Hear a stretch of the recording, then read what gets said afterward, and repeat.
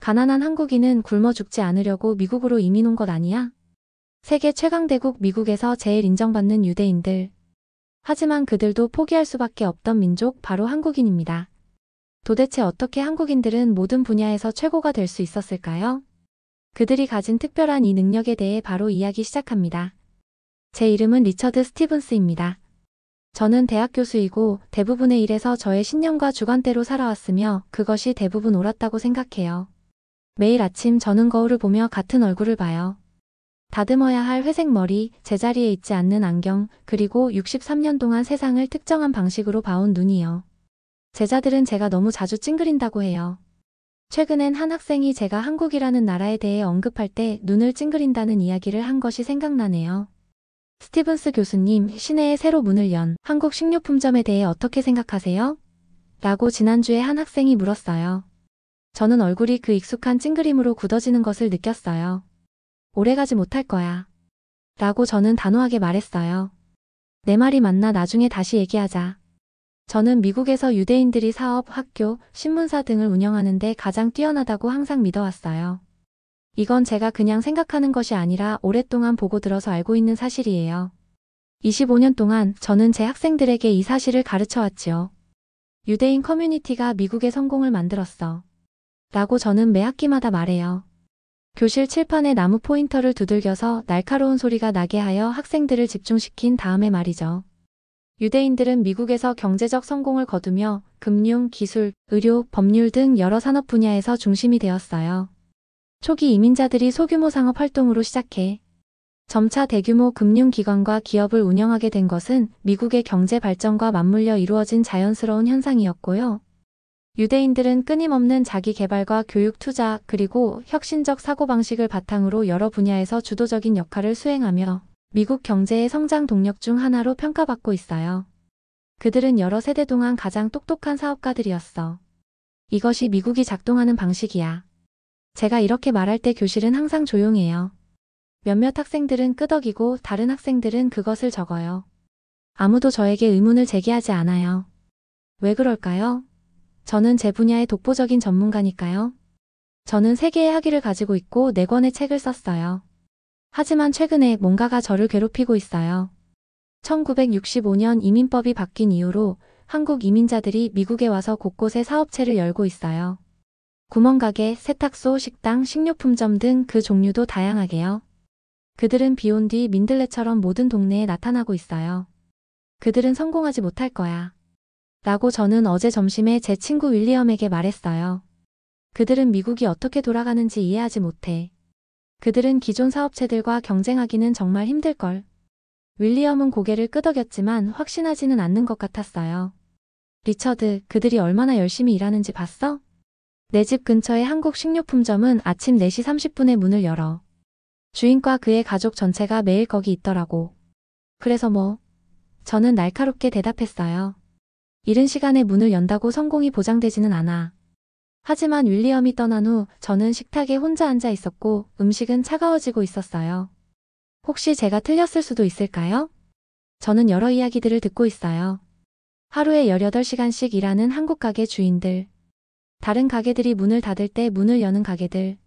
모든 가족 구성원이 사업을 돕고 심지어 카운터 뒤에서 숙제를 하는 그 가족의 아이들. 어젯밤 저는 잠을 이룰 수 없었어요. 저는 이 한국 사업체들에 대해 생각하며 뒤척였어요. 그들이 정말 성공할 수 있을까요?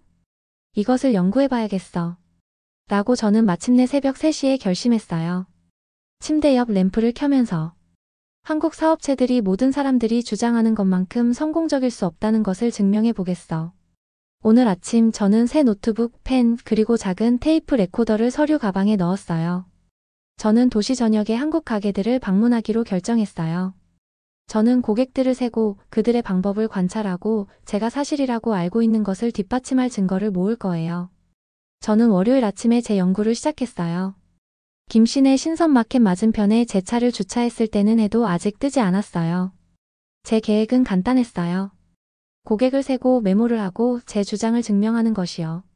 저는 모든 사람들에게 이 한국 사업체들이 사람들이 주장하는 것만큼 성공적일 수 없다는 것을 보여줄 참이었어요. 가게 불은 이미 새벽 4시 45분에 켜져 있었어요.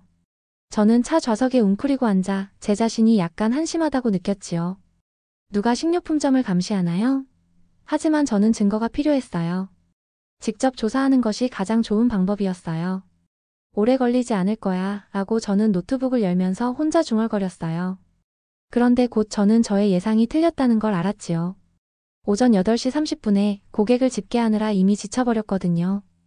4시간 동안 김씨네 가게에 들어간 사람들이 제가 평소에 쇼핑하는 존슨 마켓에서 하루 종일 본 사람들보다 더 많았어요. 이건 특별한 경우일 거야 라고 저는 스스로에게 말했어요. 아마도 특별 세일이 있나 봐. 하지만 다음 날도 똑같았어요. 그리고 그 다음 날도요.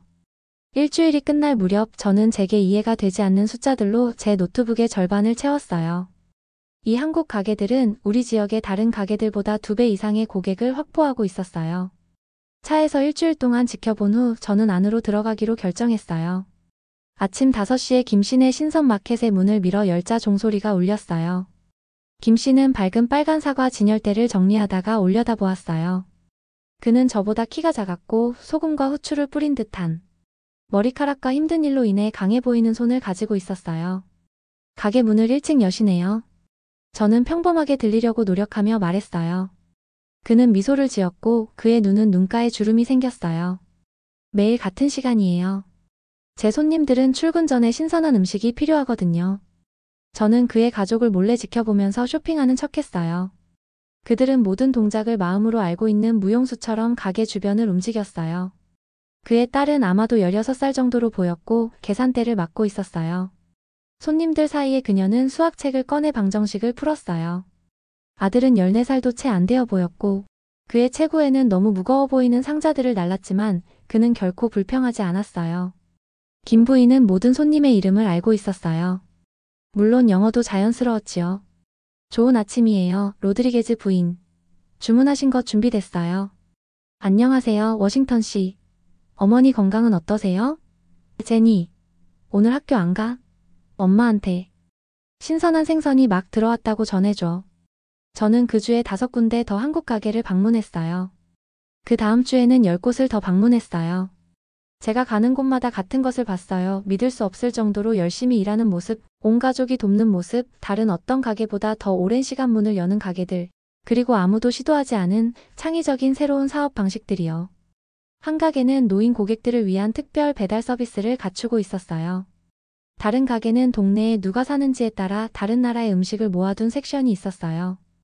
작은 한국 식당은 택시 운전사들이 늦은 교대 후에 먹을 곳이 필요해서 새벽 2시까지 열려 있었어요. 어느 날 밤 저는 잠을 이룰 수 없었어요. 저는 침대에서 나와 제 침실 바닥에 그동안 조사한 내용들은 써놓은 노트를 펼쳐놓았어요. 파자마 차림으로 다리를 꼬고 앉아 저는 그 증거들을 바라보았어요. 어떻게 이럴 수 있지? 저는 빈방에 속삭였어요.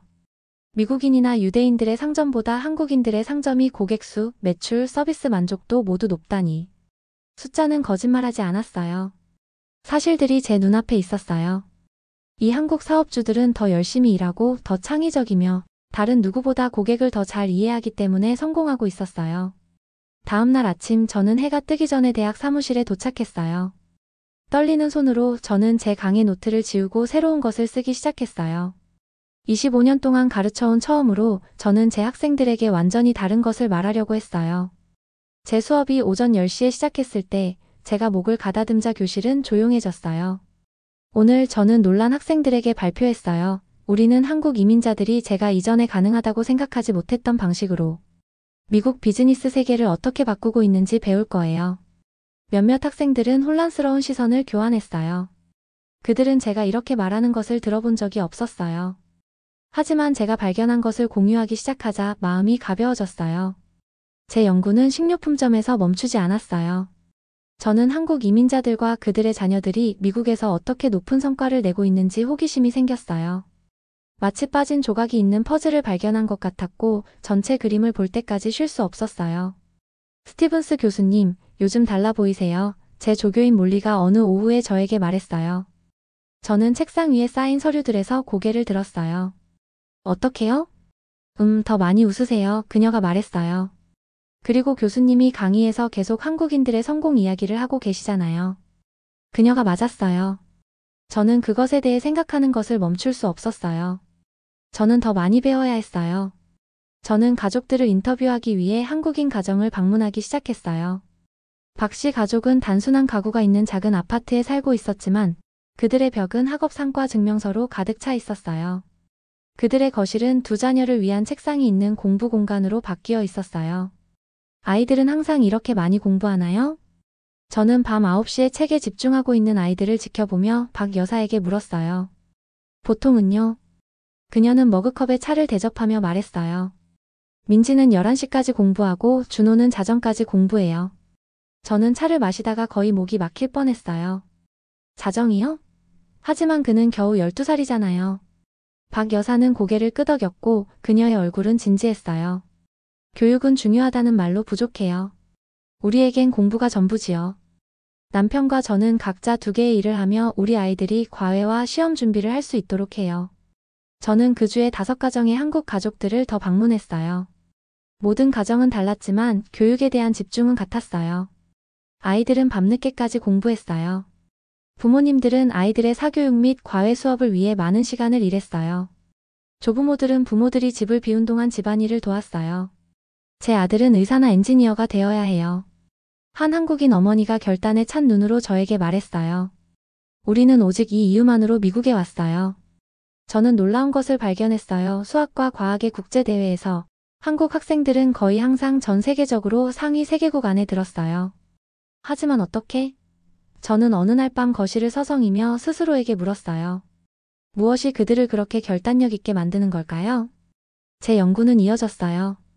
삼성, SK, LG와 같은 큰 한국 회사들이 컴퓨터 칩, 휴대폰 배터리, 전기차를 만드는 세계적인 리더가 된 과정들을 조사했지요. 이들은 더 이상 작은 사업체가 아니었어요.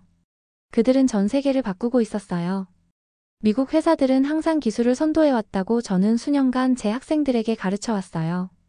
하지만 이제 저는 그렇게 확신하지 않았어요. 숫자는 거짓말하지 않았어요. 한국 회사들은 예측하지 못했던 속도로 성장하고 있었어요. 어느 비 오는 화요일 저는 대학의 한국연구소를 방문하라는 뜻밖의 초대를 받았어요. 강 박사, 제가 이전에 거의 대화를 나눠보지 않았던 과학자가 제 연구에 대해 들었던 거예요. 제 생각에 당신이 우리 일을 흥미롭게 여길 것 같아요. 그녀가 전화로 말했어요. 연구실은 제가 알아보지 못하는 기계들과 화려한 3D 모델을 보여주는 컴퓨터로 가득 차 있었어요. 방 중앙에는 큰 프린터처럼 보이는 것이 서 있었어요. 이것은 3D 바이오 프린터예요. 강 박사가 흥분으로 눈을 빛내며 설명했어요. 우리는 이것을 사용하여 인간 조직을 만들고 궁극적으로는 수천 명의 생명을 구할 수 있는 장기를 만들고 있어요. 저는 기계가 강 박사가 심장 조직이 될 것이라고 말한 패턴으로 세포의 층을 조심스럽게 인쇄하는 것을 놀라움으로 지켜보았어요. 이것이 미래예요. 그녀가 저에게 말했어요. 그리고 우리가 길을 선도하고 있어요. 그날 저녁 비를 뚫고 집으로 운전하면서 윈드실드 와이퍼가 일정한 리듬을 치는 가운데 저는 혼란스러운 기분을 느꼈어요. 수십 년 동안 제가 믿어왔던 모든 것이 뒤집히고 있었어요. 제 가장 큰 놀라움은 제가 가장 예상하지 못했을 때 찾아왔어요. 저는 일요일 저녁 식사를 위해 제 딸 사라와 그녀의 가족을 방문하고 있었어요. 12살 된 제 손녀 엠마가 흥분으로 반짝이는 눈으로 현관에서 저를 맞이하기 위해 달려왔어요. 할아버지, 이거 같이 봐요. 그녀는 제 손을 잡고 어떤 뮤직비디오가 재생되고 있는 거실로 저를 끌고 갔어요. 화려한 머리를 한 7명의 젊은 남자들이 완벽하게 춤을 맞춰 추고 있었어요. 저 사람들은 누구니? 저는 안경을 고쳤으며 물었어요. BTS잖아요. 엠마는 제가 당연히 그들이 누군지 알아야 한다는 듯이 외쳤어요. 전 세계에서 아주 유명한 음악 그룹이에요. 빌보드에서 5번 넘게 1위를 했다니까요. 아시안처럼 보이는구나. 일본인이니? 저는 물었어요. 엠마가 대답했지요. 한국인들이에요. 한국? 저는 갑자기 관심이 생겨 천천히 소파에 앉았어요. 학교 친구들 모두가 그들을 좋아해요. 엠마는 음악에 맞춰 춤을 추며 계속 말했어요. 그들은 전 세계 스타디움을 다 매진시켰어요. 뉴욕의 메디슨 스퀘어 가든까지도요. 저는 엠마가 비디오를 하나씩 보여주는 것을 매료된 채로 지켜봤어요. 그녀는 이 한국 음악가들이 어떻게 글로벌 슈퍼스타가 되었는지, 대부분의 노래가 영어가 아님에도 불구하고 어떻게 기록을 깨고 있는지 설명했어요. 그들의 마지막 5개 뮤직비디오는 유튜브에서 각각 10억 회 이상의 조회수를 기록했어요. 엠마가 자랑스럽게 알려줬어요. 10억이라고? 저는 그 숫자를 이해하려고 노력하며 반복했어요. 그 주 후반에 저는 대학에서 오징어 게임이라는 한국 TV쇼의 포스터를 발견했어요. 한 학생이 그것이 넷플릭스 역사상 가장 많이 시청된 쇼라고 말해줬어요. 그런 다음 저는 기생충이라는 한국 영화가 아카데미 최우수 작품상을 받았다는 것을 읽었어요. 이전에 어떤 외국 영화도 해낸 적이 없는 일이었어요. 이게 언제 일어난 거지? 저는 빈 사무실에서 소리내어 궁금해했어요. 내가 어떻게 이 모든 것을 놓쳤지? 저는 다음 달을 한국 문화와 역사를 연구하며 보냈어요. 제가 배운 것은 저를 깊이 겸손하게 만들었어요. 한국은 다른 나라들을 무너뜨렸을 어려움을 극복했어요. 그들은 1950년대에 국가를 폐허로 만든 끔찍한 전쟁에서 살아남았어요. 그들은 다른 경제를 파괴했던 금융 위기에서 회복했어요. COVID-19가 닥쳤을 때 한국 사람들은 모두의 안전을 위해 함께 협력했어요. 어느 저녁 저는 한국 시민들이 도움이 필요한 다른 사람들을 돕기 위해 정부 지원금을 기부하는 뉴스 보도를 봤어요. 수천 명의 사람들이 자신들이 가질 수 있었던 돈을 내주었어요. 다음 날 저는 특별 강의를 위해 대학의 가장 큰 강당을 요청했어요. 소식이 빠르게 퍼졌고 제 강연 당일에는 학생들과 교수진으로 방이 가득 찼어요. 일부 사람들은 심지어 벽을 따라 서 있어야만 했어요. 제 손은 마이크를 조정하면서 약간 떨렸어요. 저는 깊은 숨을 들이쉬고 기대에 찬 모든 얼굴들을 바라봤어요. 제 인생의 대부분 동안 저는 제 목소리가 큰 방에 울려 퍼지며 시작했어요. 저는 한국 사람들에 대한 강한 편견을 가지고 있었어요. 저는 그들이 미국에서 성공할 수 있다고 믿지 않았어요. 저는 그들이 혁신하거나 선도할 수 있다고 생각하지 않았어요. 저는 완전히 절대적으로 틀렸어요. 방은 조용했어요. 저는 모든 사람들이 제 다음 말을 기다리는 동안 공기조절 장치의 부드러운 윙윙거림을 들을 수 있었어요. 한국 이민자들과 그들의 자녀들은 교육, 혁신, 근면, 성실함, 그리고 공동체 정신의 바탕을 둔 새로운 성공 모델을 우리에게 보여주었어요. 그들은 옛 방식이 유일한 방식이 아니라는 것을 증명했어요. 그들은 제 편견이 단지 틀린 것이 아니라 그것이 일종의 눈멀미였다는 것을 저에게 가르쳐 주었어요. 제가 계속 말을 하면서 저는 각 단어와 함께 더 가벼워지는 느낌이 들었어요. 마치 수년 동안 짊어졌던 무거운 배낭이 마침내 제 어깨에서 내려지는 것 같았어요. 미래는 적응하고 혁신하고 함께 일할 수 있는 사람들에게 속해 있어요. 한국 사람들의 성공은 단지 그들의 이야기가 아니라 우리가 오래된 생각으로 스스로를 제한하지 않을 때 인간이 무엇을 달성할 수 있는지에 대한 모든 사람들을 위한 교훈이에요. 그것은 우리가 더 크게 꿈꿀 때 가능한 것에 관한 것이에요. 제가 말을 마치자 방은 박수갈채로 터져나왔어요. 하지만 저는 그것을 거의 듣지 못했어요. 저는 제 여정에 대해 생각하고 있었어요. 모든 것을 안다고 확신했던 사람에서 배울 것이 얼마나 많은지 발견한 사람으로의 여정이요. 그날 저녁 저는 노을이 하늘을 주황색과 분홍색으로 물들이는 것을 바라보며 제 현관에 앉아 있었어요. 저는 새벽 5시에 사과를 정리하는 김씨, 자정까지 공부하는 한국 아이들, 3D 바이오 프린터로 미래를 창조하는 과학자들, 모든 언어 장벽을 넘어서는 음악에 대해 생각했어요. 더 큰 세상을 보여주셔서 감사합니다. 저는 하늘에 대고 말했어요. 여정은 저를 영원히 바꾸었어요. 그리고 리처드 스티븐스는 결코 세상을 같은 방식으로 다시 보지 않을 것이에요. 영상 재미있게 보셨나요? 마음에 드셨다면 구독과 좋아요 부탁드리겠습니다. 감사합니다.